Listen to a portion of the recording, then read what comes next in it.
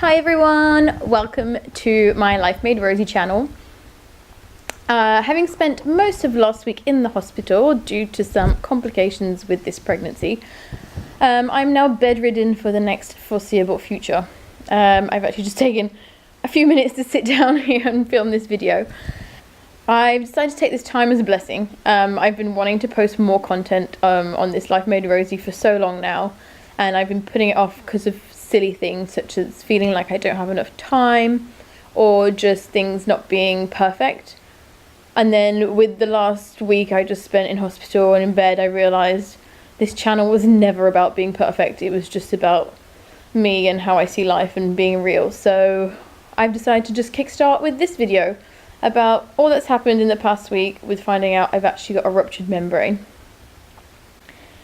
So last week on Tuesday, I was 28 weeks pregnant, and before going to bed, I got a little bit of spotting. First of all, I have to tell you, obviously a lot of these pregnancy videos are going to be a lot of information and a lot of details that not everyone's maybe the most comfortable with, but I really want to be brutally honest so that it's as helpful to anyone going through this. So feel free to click away if it's too much for you. So on Tuesday night I had a little bit of spotting, probably a teaspoonful of not bright red, but obviously fresh blood. And I was just going to bed really tired, so I thought, I know spotting can happen in pregnancy, so I'll just go to sleep and I'll call the midwife in the morning. It's late anyway, what we're gonna do.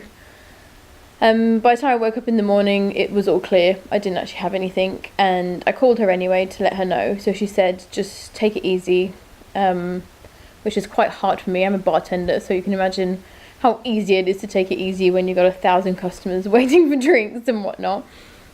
But I did do my best, and I did ask people to help me out that day, which they did, which is awesome. But by the end of the day, I'm still on my feet for a good 8 hours. I just felt really heavy, below my abdomen, and I thought, the next bartender was on, so I was like, I just really need to go to the washroom. So I went to the washroom, and I just had bright red period blood. It was 3 tablespoons full of period blood, and in the toilet bowl and everything, which is the last thing you want to see while you're pregnant. So anyways, kept calm, went back and said, listen, I really got to go. My manager knew there was things going on. I had to take it easy. So I rang the midwife, and she said, just go home, sit on the couch and count baby kicks. So counting baby kicks, what they're normally looking for is around 6 kicks an hour. If you have any less than that, then it's a cause for concern. So I sat on the couch, and to be honest, at this point in the pregnancy, I've not really had much time, I feel, to connect with it. I also have a placenta that's on the outside, so I have an anterior placenta, which means I don't actually feel kicks as much perhaps as some other people, and I don't know, I just always didn't feel the baby moving that much. So when I had to sit on the couch, I was feeling a bit stressed already of well, I don't really know how much I feel, and I'm hoping I'm doing this right. But anyway, I sat on the couch for now, and then she gave me a call back, and I was like, I didn't actually know at this time that she wanted 6 kicks, so I said I probably felt about 4 real kicks, which she then told me that's basically she was looking for 6 kicks. So the best thing to do is probably to go into hospital, and we'll do a non-stress test. So non-stress test is basically they put 2 sensors on your belly. One is looking at the baby's heart rate, the other one is looking at if you're contracting, and then they give you a little button, a little blue button to press every time the baby moves. Which again, when they gave me the blue button, I was like, I don't know if I know when the baby kicks. But did it anyway, and the results are really promising because they look at when the heart rate goes up, that it's in correlation with when the baby's moving and those kind of things, from what I understand. So it looked really good. So she said the next step is we could do some swabs. We'll do them anyway. They did some blood tests just to check I don't have an infection or anything that's causing the bleeding or anything like that. And then she asked me actually, do I want to speak to the OB that's on call? And at this point, honestly, I was really tired. So I was like, well, I don't know, if you're confident that it's fine, then that's fine. And she was like, I think it might be worth just getting a second opinion. So she was going to do these swabs as well to check if I had any yeast infection or anything else down there. But there was another swab we talked about, and she said you don't have to do it because it's a cervix swab, a bit more expensive apparently.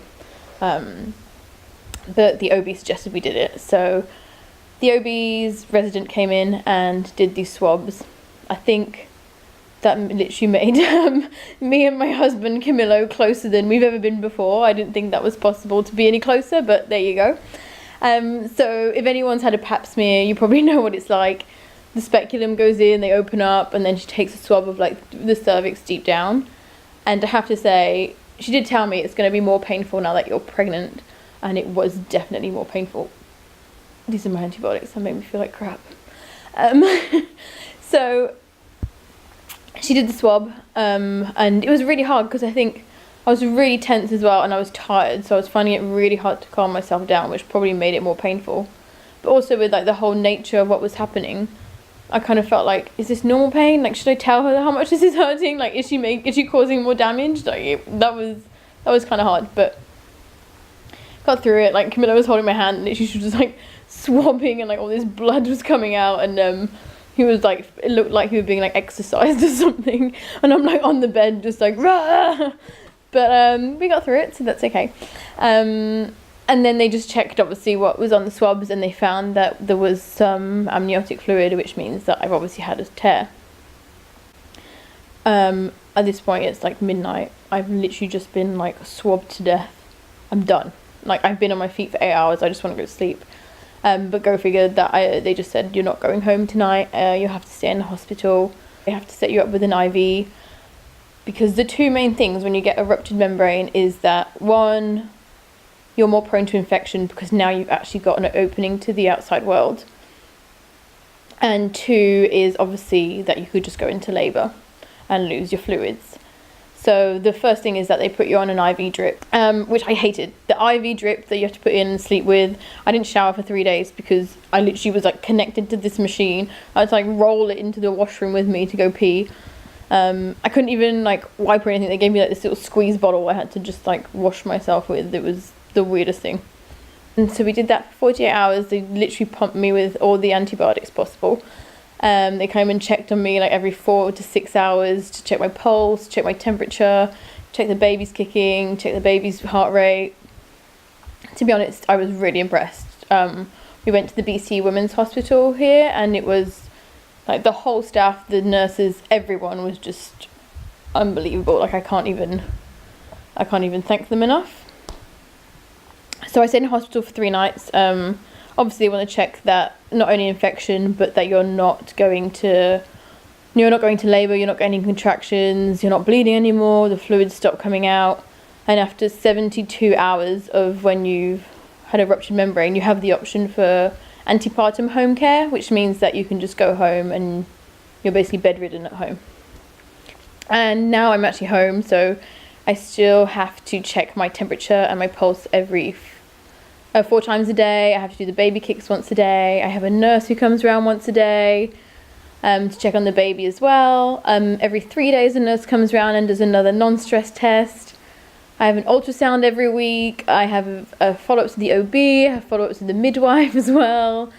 I've basically got this whole team looking after me, which is a very nice feeling. Like, I do feel very positive because I feel like I'm very well looked after. And we even had the guy from the NICU come by and tell us about what would happen if the baby was born now, what happens at like 30 weeks, and basically if the baby's born now, he has a very good chance, or she, we don't know, he or she, we don't know, which is promising. They actually gave me 2 shots of steroids because they said that really helps develop their lungs a bit quicker, as it seems like I won't be going to full term. I think she said you wouldn't go full term because even if things are settled, the fact with a ruptured membrane, the last thing you want is basically for the baby to get an infection, which is what you want to avoid. So you kind of want to balance it out between the baby being fully grown enough in order to survive, but then also out of a place where you could get an infection. So I hope you like this video. If you want to see any more of my videos, feel free to subscribe. I'm not only going to talk about pregnancy. Obviously this is a bit of a hot topic for me right now. My main reasons for actually starting this whole Life Made Rosy channel is I really like to talk about human relationships within themselves and other people, and that's probably going to be one of the main things, but I feel pregnancy brings out so much emotion in us that it's a perfect thing to talk about too. and it's obviously something I'm going through right now. So I really hope you enjoy it, and I really thank you already for just clicking on and listening to me ramble for this long. I hope it's helpful to some of you if you've been through the same thing, or if you're interested in pregnancy, and let me know if there's anything else you want me to talk about or any other questions you have. I'm more than happy to answer anything. So I'm going to leave you with that. I need to go lie down again. These antibiotics are actually killing me. But thank you again, and I can't wait to show you some more.